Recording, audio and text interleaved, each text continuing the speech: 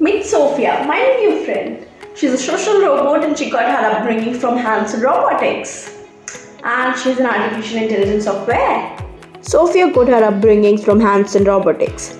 She can process visual data and see people's faces. She can also possess conversational data and emotional data and use all of these to form relationships with people. You might have seen such conversation at Tonight Show with Jimmy.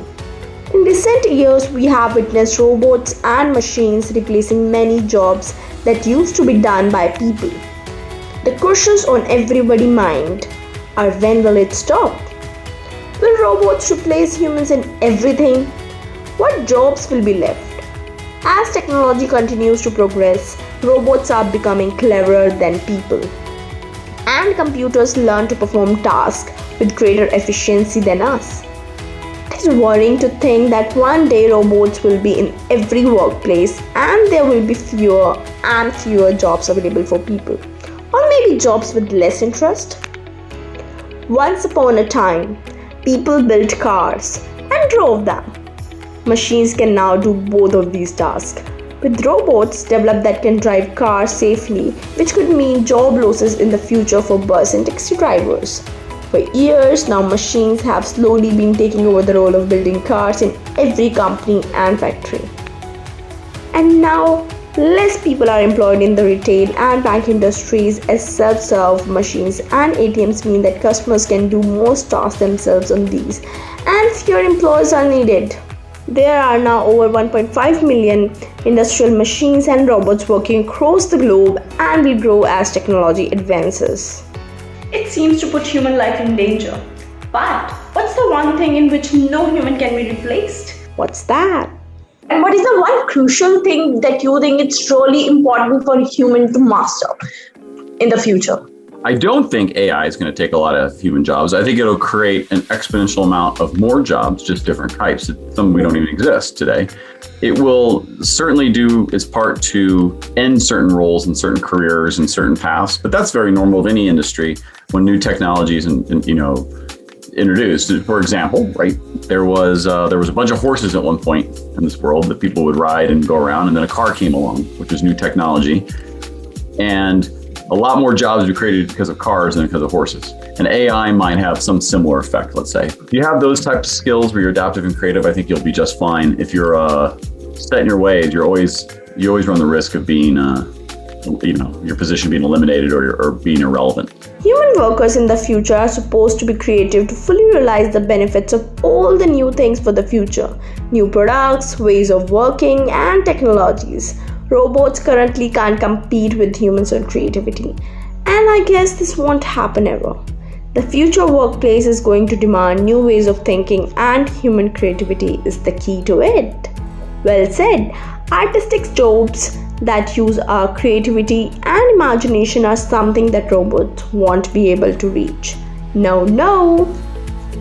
A person's ability to be aware of, control, express their feelings as well as sensitive to the other's emotion is something no robots can follow. A machine cannot replace the human's ability to connect with another human being. So those who have high EQ are going to be in demand. Somehow the person who is going to be more creative, adaptable to the change and connecting, they are going to stay safe, right? Yeah, absolutely. And I'm on the safe side.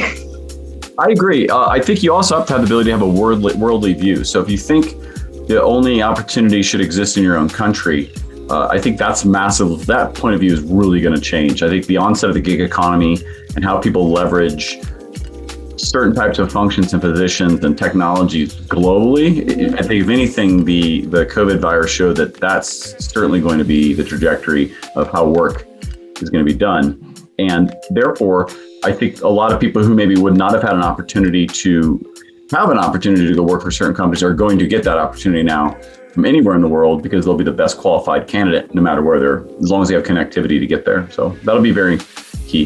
That'll be a very key piece too, is you have to have some electricity that's consistent and some internet that's consistent. But other technologies like 5G, 6G, whatever will come out with in the future for mobile will allow a lot of data connection. And I think the world will be open. I think there'll be a lot of people that would never have had an opportunity to have the job they'll have will have a shot at it in the near future. And also when we talk about, the EQ part and the IQ part at jobs level, whether you name it at the corporates level or any big organization, and even in general or the personal life, what do you think is more important aspect? It's EQ or IQ? Oh, I think you need a mix of both. And I think the higher the both are, the way better you do. So I think some of the top leaders in the world have both a high EQ and IQ. And it depends on the role you're going to do. So if you're very analytical and you're, math driven, you're needing a high IQ. If you're interacting. Now you're being a diplomat. Please don't. You will. But I think if you're going to be working with people, maybe you got an up and coming podcast, your IQ can be really low, but if your EQ is really high, people will probably watch. So it really depends on what you do.